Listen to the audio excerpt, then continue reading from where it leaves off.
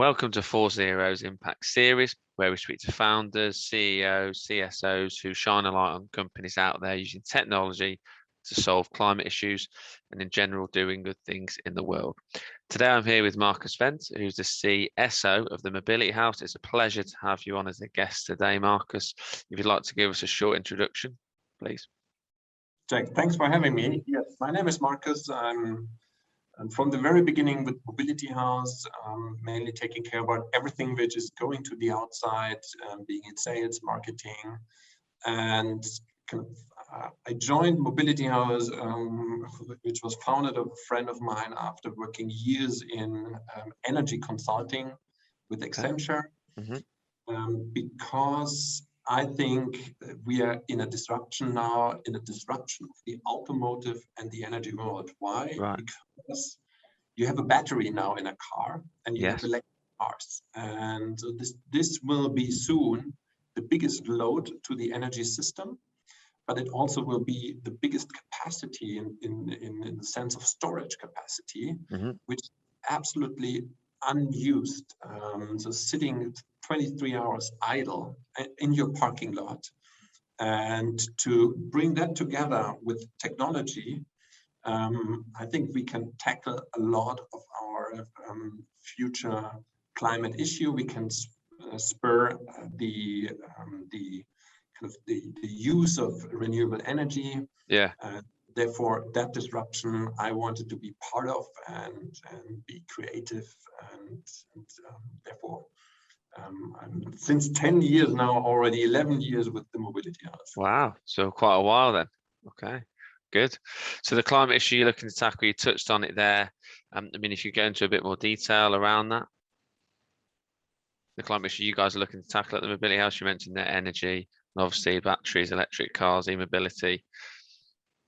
So first, I think it's for an engineer. I studied a long time ago electrical engineering or industrial engineering.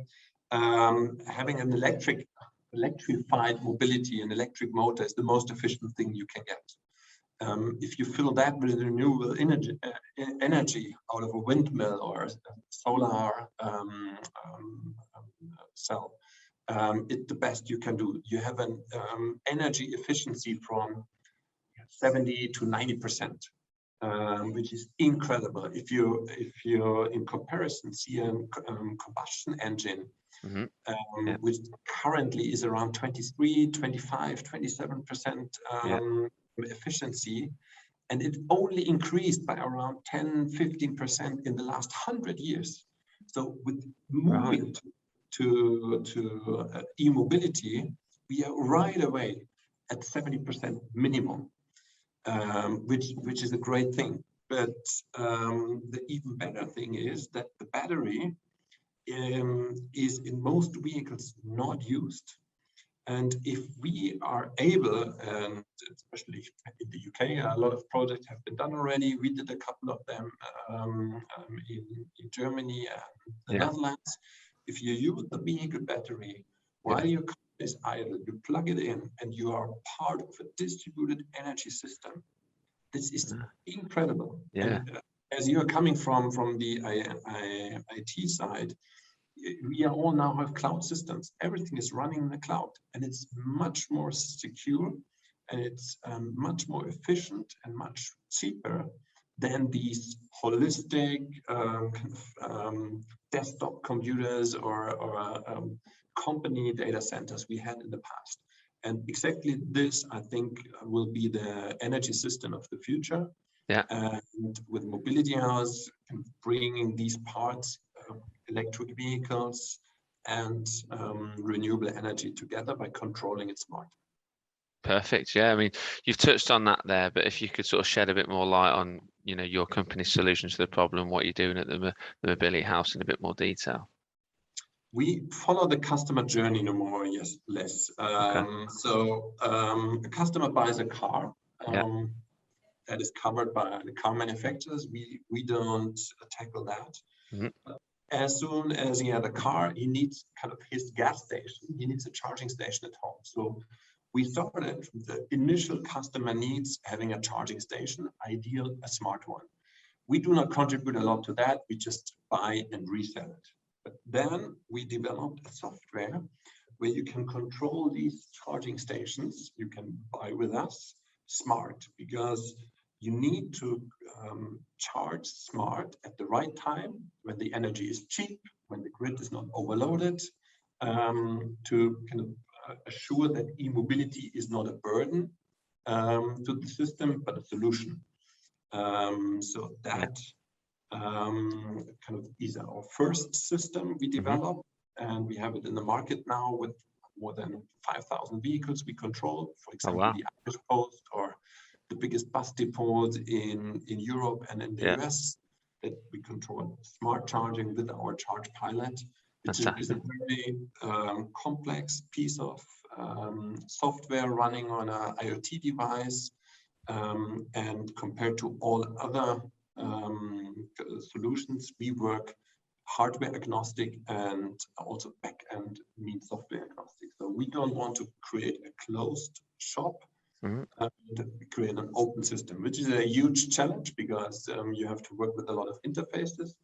But that's kind of the second step after the charging station, kind of the control of the charging station. And then the third step we are working on already is that we call it EV aggregation platform, and flexibility trading platform. So these are two layers above charging station and Charge Pilot, where we would then want to collect all the vehicles in a swarm, like a cloud system, and control them according to different parameters. First, certainly the driver's need. Second, the energy market and grid dependencies, price, capacity, and third, the kind of where can I make most money out of the vehicle and save most CO2. And at the end, we think we can earn money with the vehicle. We have proven that. We have more than 2,500 vehicle batteries without wheels. So we just got them, put the wheels as a pure battery, but they have been used. Some are new in the energy market, and with every battery around, we earned around €1,000 in the energy market. Okay, brilliant. Yeah, thanks for sharing an insight there. To be honest, it's great what you guys are doing, Marcus. I mean, finally, if you could just sort of share or give us an insight as to your overall mission and vision for the Mobility House, and maybe where you see yourself in the next 3 to 5 years as a business.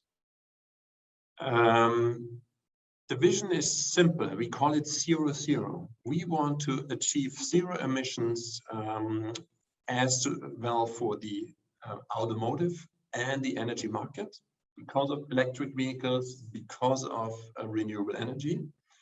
But we also want to achieve zero cost for the energy you need to drive that vehicle. Means that we earn with the battery while the car is standing unused. We earn money with the battery, we contribute to a more renewable energy system, and we earn money for the driver, being it a fleet, being it a bus depot, being it a private driver.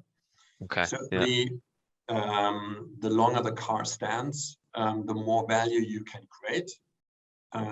So a bus depot has less value because they are much more driven by to transport customers, but also they have peaks. 30% of the buses are standing outside peak areas, and this is the vision we want to achieve. This you only achieve with smart software.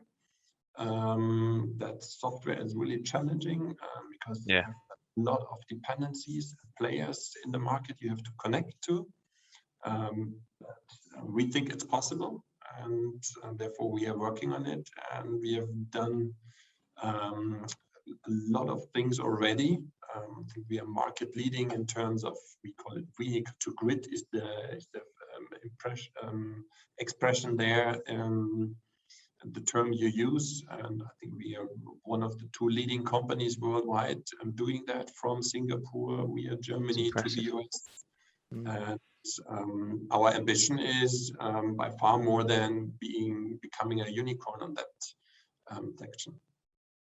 Well, look, that's fantastic. I mean, I look forward to seeing how you guys get on and how you progress. I want to thank you for your time and for being a guest on the Impact video series, and that hopefully we can have a video series in the future looking back on this and seeing the progress you've made. That would be brilliant. So look, thanks for your time and for being a guest today, Marcus. Appreciate that. Sure. Certainly, it's a pleasure for me, Cenk.